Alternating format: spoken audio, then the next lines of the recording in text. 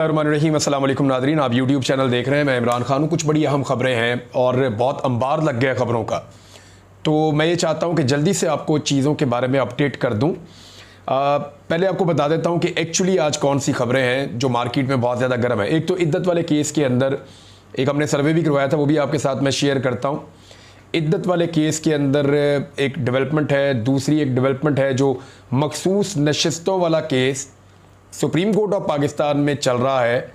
उस केस में बिल्कुल ही सिचुएशन अब बदलना शुरू हो गई है। मामला कहाँ चला गया और क्यों चला गया वो आपको बताता हूँ। अमरीकी करारदाद का जवाब तैयार करेगी ये हुकूमत, और क्यों करेगी और कहाँ कहाँ किस किस ने मुनाफकत की, सबूतों के साथ मैं आपको ये भी बताता हूँ।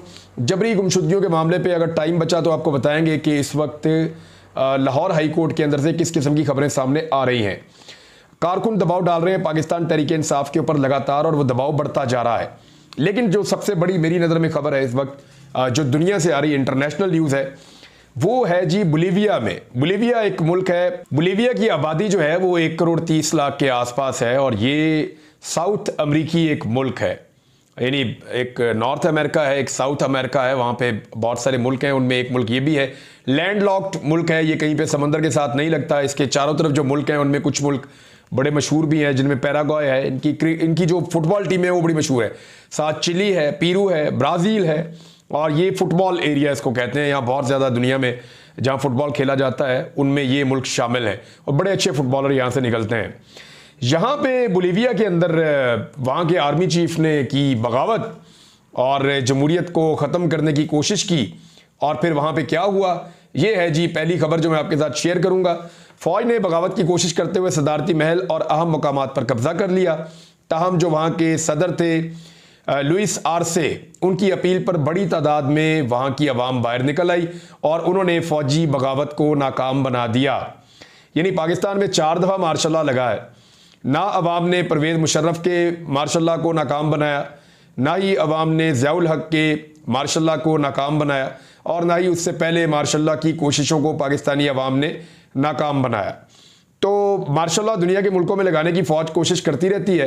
पाकिस्तान में भी मार्शल लॉ लगते रहे हैं, लेकिन अभी जो है हम पिछले 10 साल में देख रहे हैं कि दूसरी एक बड़ी बगावत को वहाँ के लोगों ने नाकाम बनाया। इससे पहले एक बगावत तुर्की में की गई थी, बहुत बड़ा मुल्क है। तैयब उर्दगान के खिलाफ बगावत हुई थी फौजी, और फिर फौजियों के साथ वो हुआ था वहाँ पे, और वहाँ की अवाम ने कब्जा कर लिया था, और फिर गिरफ्तार पुलिस ने कर लिया था फौजियों को और उन ऑफिसर्स को जिन्होंने तुर्की में बगावत की थी 2016 में। और अब जो है ये बोलीविया के अंदर एक बगावत हो रही थी और पुलिस ने गिरफ्तार कर लिया है वहाँ के आर्मी चीफ को। देखिए कितनी बड़ी खबर है, वहाँ के आर्मी चीफ को पुलिस ने गिरफ्तार कर लिया है। तो जहाँ पे अवाम और पुलिस और इदारे हौसला करें और सीधे रास्ते पर चलें तो वहाँ पे फौजी बगावतें नहीं हो सकती। बहरहाल जो बयान आया वो फौरी तौर पे ये कहा गया सदर की जानिब से कि फौजी अफसरान को हुक्म दिया कि फौरी तौर पर तमाम फोर्सेस को वापस बुलाएं। अवाम से अपील की कि वो सड़कों पर निकलकर जमहूरियत की खातिर फौजी बगावत को नाकाम बनाने में अपना किरदार अदा करें।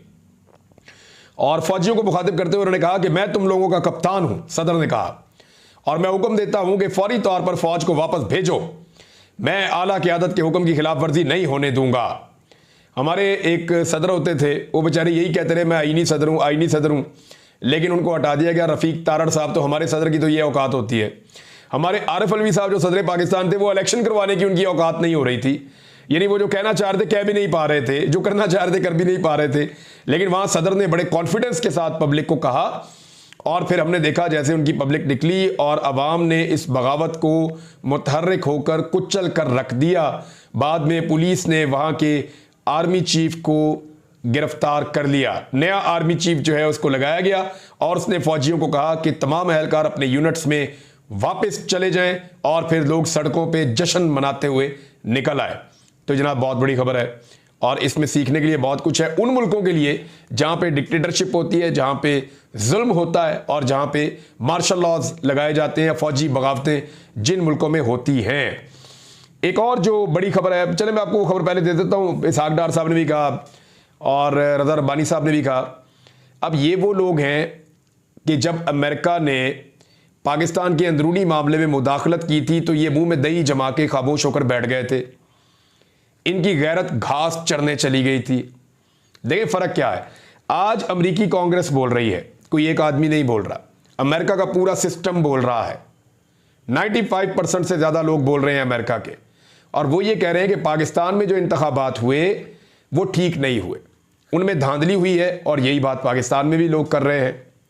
अमेरिका ये कह रहा है कि ना सिर्फ पाकिस्तान में धांधली हुई बल्कि इंसानी हकूक़ की बदतरीन खिलाफ वर्जियाँ भी हुई, आज़ादी इज़हार राय को भी दबाया गया, झूठे मुकदमात भी बनाए गए। ये वो सारी चीज़ें हैं जो पाकिस्तान में भी लोग कह रहे हैं। अब इसको मुदाखलत करार दे रहे हैं। यानी हम भी तो बात करते हैं ना, कश्मीर में ज़्यादती हो रही, फ़लस्तीन में ज़्यादती हो रही, दुनिया में कहीं भी ज़्यादती हो रही, हम आवाज़ उठाते हैं। इसी तरह दुनिया भी आवाज़ उठाती है। हमारे मुल्क में ज़्यादती हो रही है, दुनिया आवाज़ उठाती है।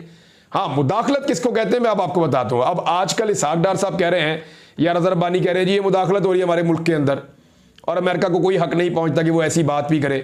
हम भी उसके मुकाबले में एक करारदाद लेकर आएंगे, हम तो ताल्लुकात बनाना चाहते हैं लेकिन ये मुदाखलत ना की जाए। तो इसको ज़रा आप टेक्निकली समझें, ये मुदाखलत नहीं है, निशानदेही है, और ये वो जमहूरियत के लिए और इंसानी हकूक़ के लिए कर रहे हैं। मुदाखलत क्या थी मैं बताता हूँ। मुदाखलत वो थी जब आपके सफ़ीर को बुलाकर एक सेक्रेटरी ऑफ द स्टेट ने, एक नॉर्मल आदमी ने, एक उनके ऑफिसर ने बुलाकर, डोनाल्ड लू ने आपके जो वहां पे सफ़ीर मौजूद था उसको ये कहा कि इमरान खान की हुकूमत अगर तहरीक-ए-एतमाद में गिरा दोगे तो ठीक है, माफ़ी है, और अगर ना गिरी ना तो फिर तुम्हें उसके नताइज भुगतने होंगे। इसको कहते हैं मुदाखलत, इसको कहते हैं धमकी। उस मुदाखलत के ऊपर ये सारे चुप करके बैठे रहे बेशर्मों की तरह, और अब मुदाखलत नहीं हो रही, अब वो